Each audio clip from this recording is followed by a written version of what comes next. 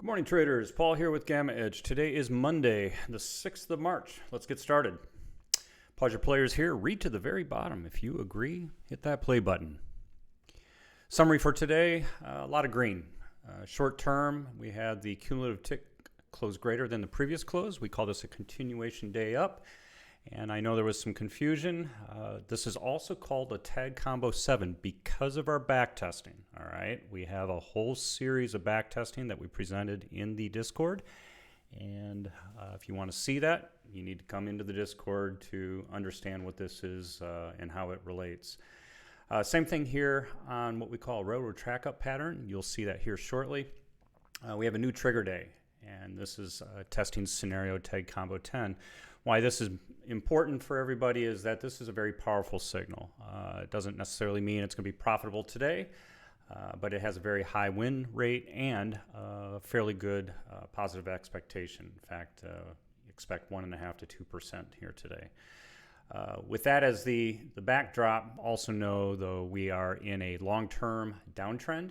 The ribbon is inverted. It's under pressure, of course. We have some slopes that are pointed upward, but nevertheless, it's still inverted, and this is suggesting that be very, very cautious of getting out over your bullish ski tips. Market breadth on Friday is viewed by our 52-week new high, no lows, had the 52-week new highs outpacing the new lows. This might be a continuation of where we've been. We've only had about 6 days where this has been reversed in 2023. 2023 has been very powerful, but the last, I'd say, 2 to 3 weeks have been back and forth. So just be aware of the weakness that seems to be growing in here. Given that we have a new trigger day for this railroad track upper pattern that I talked about, we are going long on 2x ETFs. We understand this is not a gamma trade per se. This is demonstrating the power of the CT. We've been taking these trades, and we'll continue to do so. We did put updates in the Discord backtesting channel, and I would urge everyone to go take a look at that. Zero DTE folks, and we have a lot of them in the Discord, should be aware of competing structures. Now, what we mean by this is that we have calls favoring the 4,000 and 40.25 strikes. They're also contributing at 40.50, the half level, as well as 4100. Puts are dominant, again, at 4,000 and 40.50, not so much at 40.25. Pay attention to that. As well as all the way up to 40.75. Note, no 4100. So what we're looking at here is that if we take a look at, if we take possession of 40.75 intraday, we may actually push higher. We think the movement upward towards 4100 is more probable, but as you'll see here, we don't think going above 4105, 4110 today or tomorrow is in the stars unless the structure above us changes fairly significantly. Transition range is 40.25 to 40.20, to 40.25. This is really important. It exists across multiple time slices as well as different vehicles, whether it's the AM or the combo, or PM or the combo. Very, very powerful. We think this is a line in the sand. A close below this would empower the bears and could weaken the bulls, so just be aware of that. But to the upside, if we go down and test this, we think this is a buyable range and could certainly see with the structure we have the potential to move north across the week. Today is a dominant call expiry above spot. The OTM call speculators really need to step up their game. They need to replace these what are expiring. If they don't do that, we could lose some momentum to the upside. So this is the overall structure of the cumulative tick. A lot of information here. This is the long-term ribbon. You can see it's in a downtrend, but because we crossed above it on Friday, we're now starting to pull it upward. That is bullish. Certainly is something to pay attention to there.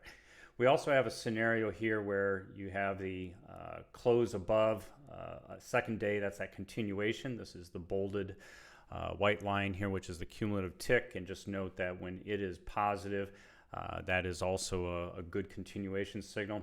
This is the railroad track signal. And what this means is basically we had the structure supportive of this turn early on Friday, and you can see it forms what we call railroad tracks. And when we have this type of structure evaluated at the end of the day, very high probabilities getting into the trades. Let's break this down a little bit more. I would urge everyone to take a look here. This is this tag combo 10. When you see this structure start to move over and go into that railroad track up pattern, that's important. The continuation day is tag combo 7. What does that mean? Here are the setups, right? Tag combo 10, true if short-term moving average or railroad track upward, buy on the first day of the signal. It's very clear. We put this in the results every time we do this. Tag combo 7, CT close greater than the previous day. It's right there, folks. So please take a look and read this. Don't ask questions about what is tag combo 7 and tag combo 10 because it's very, very evident. The results here are incredibly powerful. So first of all, high win rates coupled with good expectations. This is just a single day return.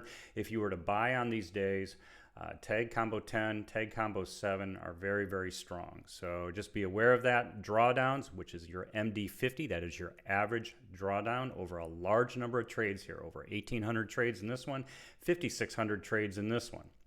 So you can see what the average drawdown is, and then you can see what the right tail, the worst case, if I take just the right tail, how bad could it get? 5.5% here, 3.5% for this particular one. How much are the gains? Long-term portfolios, what we call final equity, FE50 is the average performance of these portfolios.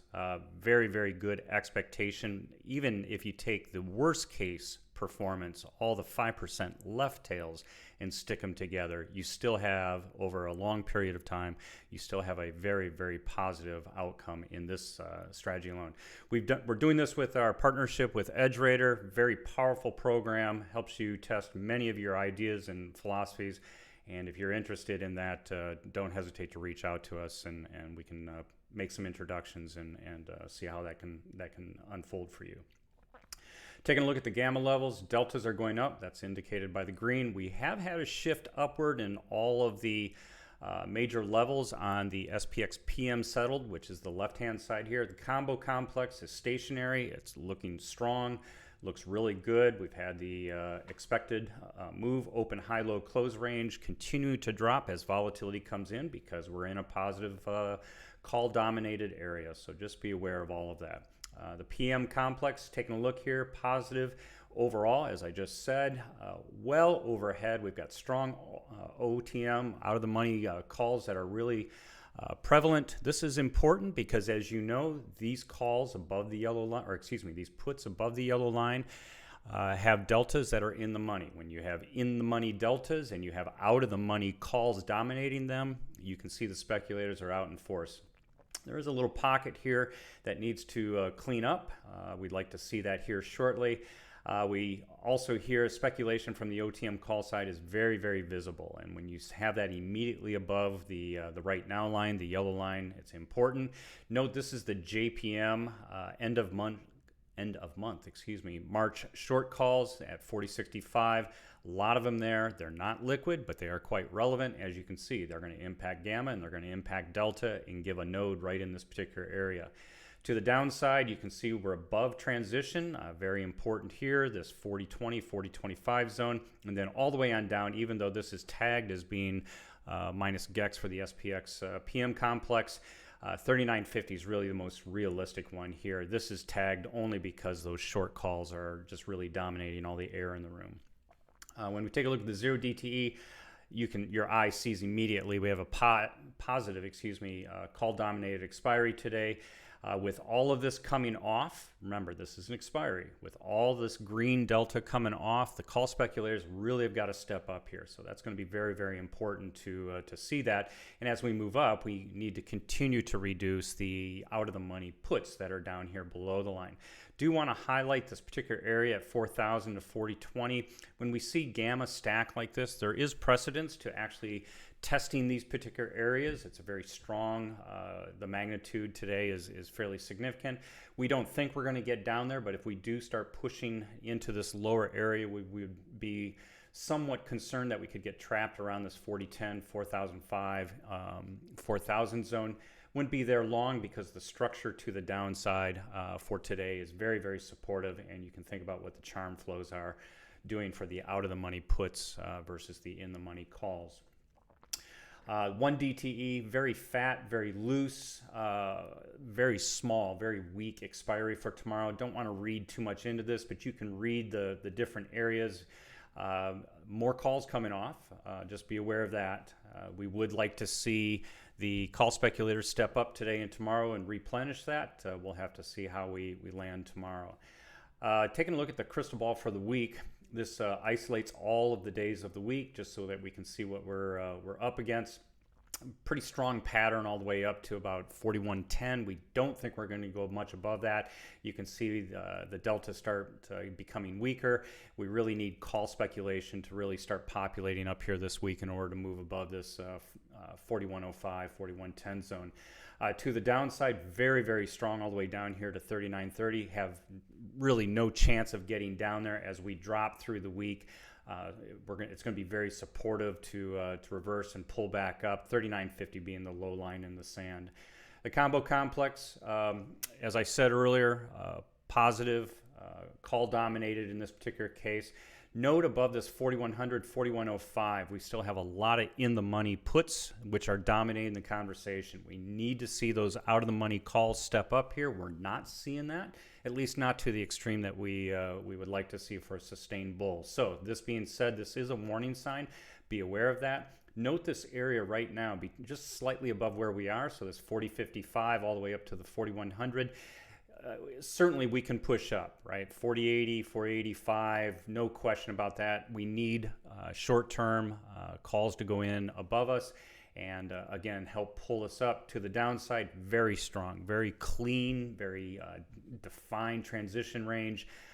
If we do move downward, we think it's going to be in a controlled descent. There is a lot of in-the-money calls down here, not much in the way of out-of-the-money puts.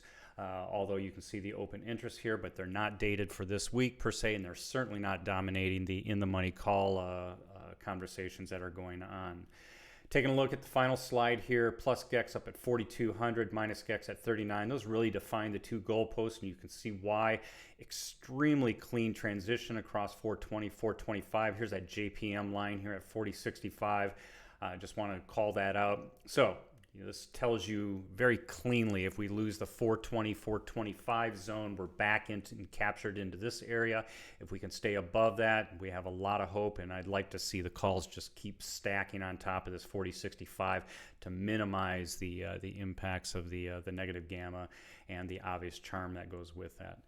So with that, I will bid you farewell. Have a great week. If you have any questions or comments, come into GammaEdge.us. Upper right-hand corner is a pricing link. Click it, fill out the blanks, choose your plan, and come on in for a 14-day free trial. All the tools turned on. No risk to you whatsoever.